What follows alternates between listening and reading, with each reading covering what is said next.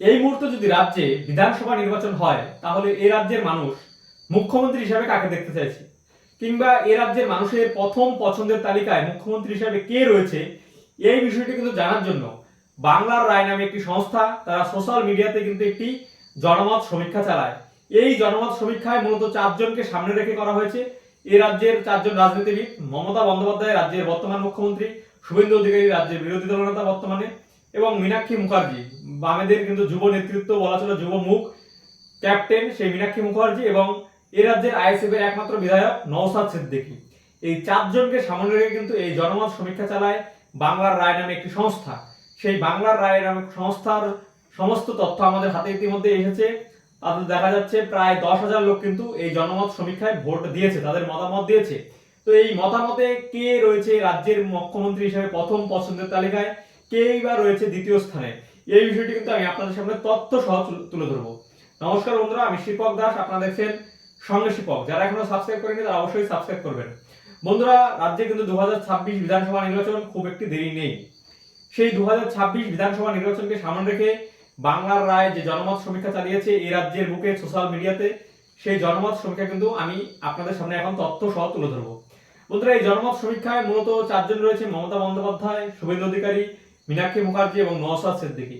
যদি আমরা দেখি এই জনমত সমীক্ষায় চারজনের মধ্যে যদি আমরা প্রথমেই ভোটে নিরীক্ষে দেখি তাহলে কিন্তু আমরা দেখতে পাবো নওশাদ সিদ্দিকী। নওশাদ সিদ্দিকী কিন্তু যে মোট ভোট পড়েছে সেই মোট ভোটের কিন্তু 16%, অর্থাৎ 16% কিন্তু তিনি ভোট পেয়েছেন।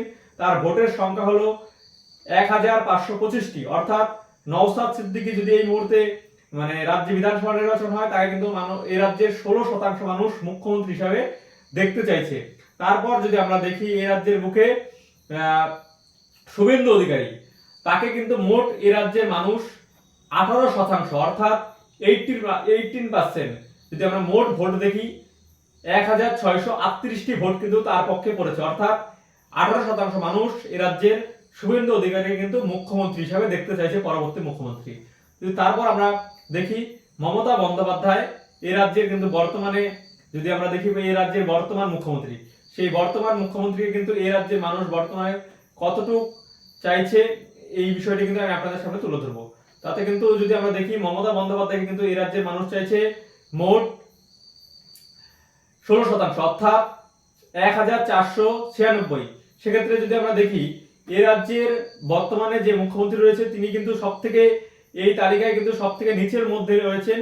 কেননা বলছি এই কারণে তালিকায় নিচের মধ্যে রয়েছেন নওশাদ সিদ্দিকী, তিনিও কিন্তু 16% ভোট পেয়েছেন, কিন্তু নওশাদ সিদ্দিকী কিন্তু 1500 কয়েকটি ভোট পেয়েছেন, অর্থাৎ মমতা বন্দ্যোপাধ্যায়ের থেকে কিন্তু বেশি। অর্থাৎ শতাংশ নিরিখে 16% হলেও নওশাদ সিদ্দিকী কিন্তু মমতা বন্দ্যোপাধ্যায়ের থেকে এগিয়ে। যদি আমরা দেখি এখন মীনাক্ষী মুখার্জি, এ রাজ্যের বর্তমানে কিন্তু চর্চিত মুখ, বামপন্থীদের আশার আলো যিনি ক্যাপ্টেন হিসেবে পরিচিত, সেই মীনাক্ষী মুখার্জি কিন্তু মোট ভোট শতাংশ যে রয়েছে সেই মোট ভোটের কিন্তু 48%। ভাবুন, 48% মোট ভোটের কিন্তু মীনাক্ষী মুখার্জি পাচ্ছেন। তার মোট ভোটের পরিমাণ হলো 4330টি ভোট। মীনাক্ষী মুখার্জি জনমত সমীক্ষায় কিন্তু 4330টি ভোট কিন্তু মীনাক্ষী মুখার্জি পেয়েছে। এখন আপনারা মতামতের ভিত্তিতে আমার কমেন্টে জানাবেন যে সত্যিই আগামী দিনে মুখ্যমন্ত্রী হিসাবে এ রাজ্যের মানুষ কতটা মীনাক্ষী মুখার্জিকে চাইছে। এই যে জনমত সমীক্ষা, এই জনমত সমীক্ষা সত্যিই কি গ্রাউন্ডে এতটাই প্রভাব ফেলবে কিনা, এই বিষয়টি আপনারা কিন্তু কমেন্টের মাধ্যমে জানাবেন। আমার বায়ার সাইডে আপনারা সমস্ত তথ্য দেখতে পাচ্ছেন, আমি কোনো সাজানো গোছানো তথ্য বলছি না। হ্যাঁ, জনমত সমীক্ষা সম্পূর্ণ মিলবে আমি এই কথা বলছি না, কিন্তু সোশ্যাল মিডিয়াতে কিন্তু সাধারণত বোঝা একটা ট্রেন্ড, আনফিলি ট্রেন্ড একটা বোঝা যায়, তার মধ্যে কিন্তু এই জনমত সমীক্ষা রয়েছে। এখন দেখার বিষয় 2026 বিধানসভা নির্বাচনকে সামনে রেখে বিভিন্ন সংস্থা তাদের জনমত সমীক্ষা করবে, কিন্তু এই জনমত সমীক্ষায় মুখ্যমন্ত্রী হিসাবে কিন্তু মীনাক্ষী মুখার্জিকে মানুষ বেশি পছন্দ করছেন, যে আগামী দিনে মুখ্যমন্ত্রী হিসাবে মীনাক্ষী মুখার্জিকে দেখতে চাইছেন।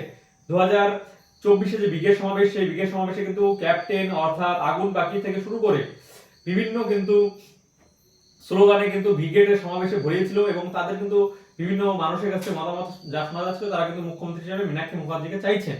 এখন ভোটের ফলাফলে কতটা তার প্রভাব পড়বে তা সময় বলবে, কিন্তু এই যে সমীক্ষা, এই সমীক্ষা কিন্তু বামপন্থীদের জন্য একটি আশার আলো। এই রাজ্যের বুকে বামপন্থীরা যখন নাকি 2021-এর বিধানসভা নির্বাচন, 2019-এর লোকসভা নির্বাচন, 2024-এর লোকসভা নির্বাচনে একের পর এক লোকসভা কিংবা বিধানসভা নির্বাচনে শূন্য হয়েছে, শুধু পৌরসভা নির্বাচনে পৌরসভা নির্বাচনে তারা তাহেরপুর পৌরসভা দখল করতে সক্ষম হয়েছে, যেখানে বিরোধী দল বিজেপি একটা পৌরসভা দখল করতে পারেনি। এছাড়াও মুর্শিদাবাদে কয়েক জায়গায় পঞ্চায়েত নির্বাচনে ভালো ফলাফল করেছে। কিন্তু তারপরেও যেহেতু বিধানসভা এবং লোকসভায় শূন্য, সেই শূন্য পাওয়া দলের মুখ্যমন্ত্রী হিসাবে জনমত সমীক্ষায় মীনাক্ষী মুখার্জিকে মানুষ 48% মানুষ চাইছে, ভোটের নিরিখেও সব থেকে বেশি। এই বিষয়টি কিন্তু বামপন্থী কর্মী সমর্থকদের কাছে আশা জাগাবে, কারণ বর্তমানে কিন্তু বামপন্থী কর্মী সমর্থক থেকে শুরু করে এই রাজ্যের সাধারণ মানুষের কাছে কিন্তু মীনাক্ষী মুখার্জি একটি ব্র্যান্ড, একটি মুখ হিসাবে উঠে আসছে। সেই জায়গায় কিন্তু এই সমীক্ষা আগামী দিনে যথেষ্ট প্রভাব ফেলবে বলে মনে করা হচ্ছে। রাজনৈতিক মহলও মনে করে যে মীনাক্ষী মুখার্জি এই রাজ্যের রাজনীতিতে একটি গ্রহণযোগ্য মুখ হয়ে উঠেছেন, কিন্তু তিনি আগামী দিনে এই জনমত সমীক্ষাকে সফল করে একজন এ রাজ্যের মুখ্যমন্ত্রী হিসেবে যোগ্য দাবিদার নিজেকে প্রমাণ করতে পারেন কিনা সেটাই এখন দেখার। কিন্তু যারা ভিডিওটি দেখছেন, এই জনমত সমীক্ষা আপনাদের কেমন লাগলো অবশ্যই কমেন্টের মাধ্যমে জানাবেন। অবশ্যই আপনারা ভোট দেবেন এই কমেন্টের মাধ্যমে যে মীনাক্ষী মুখার্জি কি সত্যি আগামী দিনে মুখ্যমন্ত্রী হিসেবে মানুষের পছন্দ তালিকায়, নাকি শুভেন্দু অধিকারী, নাকি মমতা বন্দ্যোপাধ্যায়, নাকি নওশাদ সিদ্দিকী। আপনারা কিন্তু সমস্ত কিছু কমেন্টের মাধ্যমে জানাবেন। তো নমস্কার।